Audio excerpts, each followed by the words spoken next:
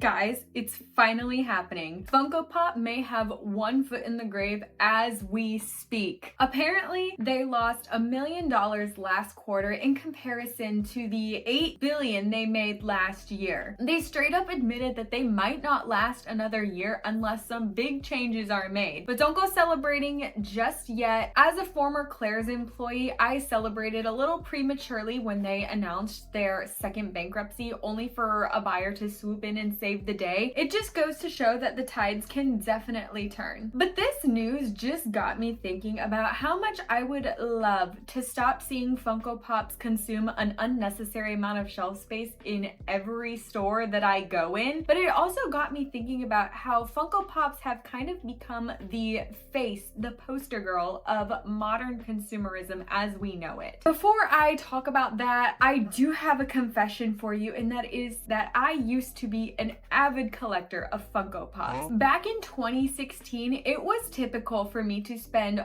all of my money, what little money that I had, on my Funko Pop collection. I was on the hunt for them rigorously, and I thought having a Funko Pop collection was the coolest thing in the world. But even back then, I was pretty selective with what Funko Pops I got, only getting my favorite characters from my favorite franchises. But fast forward 10 years and 90% of my original collection has long been sold off to whatever store will take them off of my hands. Because not only did I lose interest in collecting them, I was running out of shelf space and I was getting tired of the oversaturation in the market. With Funko Pops, everything can and is turned into a Funko Pop. It doesn't feel special anymore and the novelty is gone. There's a pattern that I've noticed that has ruined a lot of things for me, and maybe you've noticed it too, that companies will take a successful product and they will run it straight into the ground by overdoing it. They have to wring out every last penny and then some, completely exhausting the idea that made it cool in the first place and making it uncool, depending on who you are. Think about how there's an expansion for every board game, or a book has to have 1 million different editions. There has to be different versions of albums released. It's everywhere you look, it's the same thing overdone to death. Is this a new concept? Not entirely, but the monster of modern consumerism has only amped it up to an insufferable degree. But before we get into that, hi, my name is Ezra Faye. I am your favorite background noise, and I have a special treat for you that you haven't seen in a while. The king! You just burped in my face. Are you quite pleased with yourself, or are you ashamed? I gotta go back to slandering Funko Pops, okay? So I want you to imagine with me for a second that you walk into a Barnes & Noble, a GameStop, a Box Lunch, any store that sells pop culture items. And what do you find? A wall of Funko Pops, a mountain of Squishmallows, an overwhelmingly large display of ugly Loungefly bags. These are the mascots of overconsumption and oversaturation. We've talked about slop on this channel before, but I would argue that some of your more well-known companies are just as guilty as producing slop, but they're able to get away with it without a lot of people labeling it as slop because they're large companies versus someone who's selling their 3D printed dragons at a craft fair. And Funko Pops are definitely one of the biggest culprits in this issue. They're overtaking every space that they occupy, taking over spaces that they really shouldn't even be in. Guys, I've seen Funko Pops at 7-Eleven before. Like, why? You walk into a GameStop and there's more Funko Pops than there are actual video games now. My local Second and Charles has the biggest wall of Funko Pops that I've ever seen, and what's interesting is that most of those are secondhand. They also have this bin of loose Funko Pops that people have dumped off, and if you go to any kind of convention, there will be multiple huge tables selling nothing but Funko Pops, and they're usually quite marked up. Simply put, there's too damn many of them. There is no good reason to have 1 million different types of Funko Pops, or to have several different versions of the same character. Sometimes they'll just be wearing like a slightly different outfit, or oh, it's pink now. I worked at a Box Lunch for a very brief period of time, and when I tell you that place was Funko Pop purgatory. Pretty much the entire back wall was nothing but Funko Pops and lounge flies. That's what a huge part of the shipment was as well. And it took up a considerable space of the back room, probably at least half. And while popular characters from popular media sold decently enough, like 75% of that product did not move the entire time I was there. And that was a year ago. And when I tell you I went to the box lunch last week, and some of the lounge flies that were there when I worked there a year ago were still there. Clearly nobody wants this. And especially in the case of Funko Pops, it's not even because they're expensive. They're actually pretty reasonably priced, but it's because it's just a bunch of junk that nobody wants. People want to buy the pop figures of new and popular anime and whatever movie just came out, but to nobody's surprise, people aren't rushing to buy the strawberry Pop-Tart or the gremlin from the Twilight Zone. I know people get very defensive over their Funko Pops. From an objective lens, they are a vastly more accessible and affordable option for collectors. You may not have hundreds of dollars to fork over on a high quality figure of a character that you like, but it's likely that there's a Funko Pop of it for under 20 bucks. Not only are they accessible in terms of affordability, but also in terms of availability. They're sold pretty much everywhere, a blessing or a curse depending on how you look at it. And it's worth mentioning that even though Funko Pop rolls out figures of very niche characters at a problematic rate, it's lucky for those people who can't find merch of their favorite media elsewhere. I can see the allure of owning a couple of them or collecting your favorite characters like I used to. I'm not trying to rain on the parade of the average collector here, especially since I still own a few, but just let me cook. I still own a handful of pop figures from my original collection from 10 years ago, and I do buy the occasional Funko Pop every now and then. I do. Lock me up. I'm not so far up my ass that if I really like one, I won't buy it. For example, I have pretty decently sized collections of both Sakura and Itachi from Naruto, so it would make sense that when they put out new Funko Pops of them, I would want to add those to my collection. I also have the Funko Pop of Tamari because you never find figures of Tamari or like merch of Tamari anywhere, so when I saw that that one was coming out, I was really excited to get it. And there's also just a few from my original collection that I just can't bring myself to get rid of, such as my Star Wars ones that I collected with one of my best friends in high school. When The Force Awakens came out, we hunted those down together, so it has a lot of sentimental value for me. So what is the beef with Funko Pops? Plain and simple, it's overproduction and overconsumption. Funko Pop has the tendency to create a figure of any character you can possibly think of, especially characters that nobody's asking for. But that isn't even enough in of itself. They have to have mini versions, jumbo versions, keychains, different poses, posters in the box,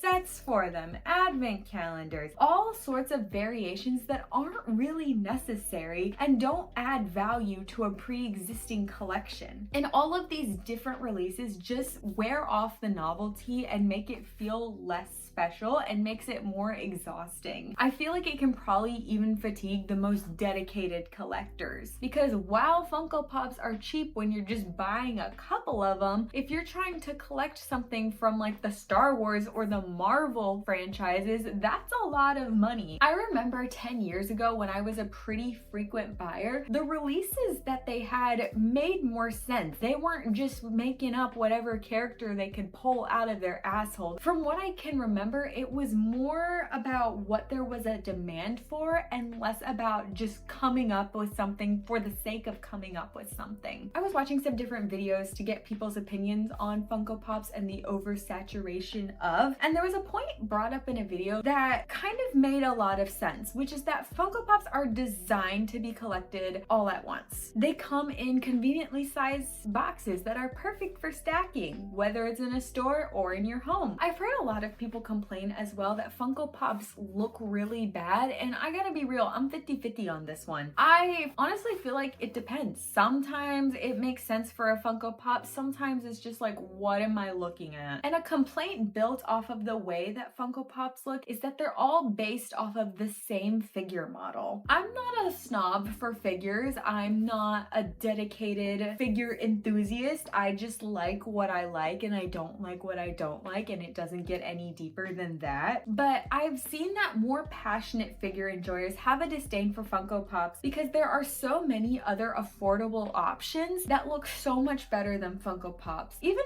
Funko themselves as a company have a lot of different toys and figures that look so much better than Pop figures. And as mentioned before, they cater to very specific niches, but sometimes it's just a little too niche. Take the strawberry Pop-Tart, for example. Who is the audience? Lovers of breakfast? Pop-Tart enthusiasts? People who still think random equals funny? And even then, how many people who fall under those categories are still willingly gonna spend their hard-earned money in this economy on the strawberry Pop-Tart figure? And I'm gonna go out on a limb to say that there's probably not too many dedicated collectors of Kellogg's memorabilia, and even if there are, would a Funko Pop meet that criteria for the collection, or would it be considered junk? So then the question is, why do they keep making all of these super random Funko Pop figures? Some people might say, well, they keep doing it because people keep buying it, but how come I'm always seeing them on the shelves and I'm never seeing people buying them? I'm never seeing them in people's collections. I'm never seeing people lining up to buy them. It's because ultimately Funko Pop is a matter of quantity over quality,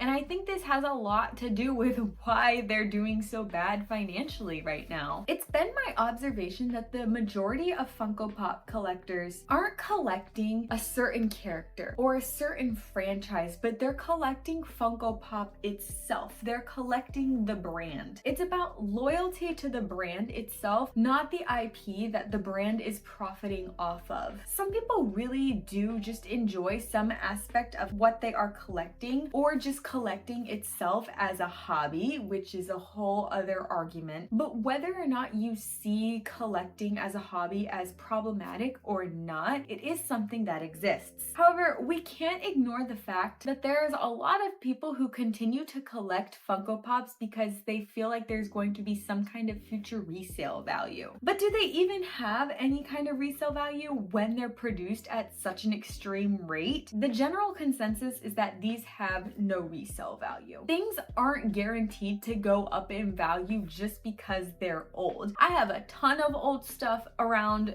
all sorts of junk that's worthless. It doesn't matter that I bought it 10 years ago. It's worthless and it will continue to be worthless. Only a few Funko Pops have high resale value. Many of them either get sold off to some type of second-hand place or they end up in the landfill. Even if Funko Pop goes out of business, I don't think it's safe to say that they're gonna go up in resale value because the company no longer exists. I think with the reputation that they have, that's what they're gonna go down in history as, but that's just my opinion. So then the question is, how does the oversaturation of pop figures translate into the rest of modern consumerism, the Funko Pop-ification of consumerism, if you will? Funko Pop is not the first brand to overproduce. They're not the first brand to be doing way too much. Think of something like Loungefly bags, another thing I unapologetically hate, and those I never used to collect, but I digress. With Loungefly bags, it's the same thing. There are so many different designs that I've seen where I just look at it and I'm like, who's buying this? Who's the target audience? There is no practical use for this. Sure, it's a bag, like that is the use, but nobody's coordinating this with their outfit. Nobody's like, this is the one I want for the Disney trip. And they're not the only ones. Think of Squishmallows, Squishables, all sorts of different blind boxes like mini brands, board game expansions, books with several different types of covers, albums being re-released over and over and over again. It's everywhere you look. This is the model now. This is the blueprint. And I just know that someone's gonna be like, yeah, well, this is how it is because like this is what sells. There's so many different reasons for this, honestly. And the unfortunate reality is that Funko Pops are a perfect example of what this reality is. That consumerism is more about hoarding, having every limited edition edition, every newest release. It's about showing how much stuff you have, how much you can afford, especially in this economy when you have a lot of stuff. That shows people that you're financially comfortable, even if you might not actually be. Modern consumerism says that you have to have as much as possible. Whether or not you can afford it is one thing, but if there's one thing you cannot afford, you cannot afford to miss out. Not only that, Funko Pop is a perfect example of how consumerism is becoming more and more about loyalty to a brand, even if the product isn't necessarily good. People who own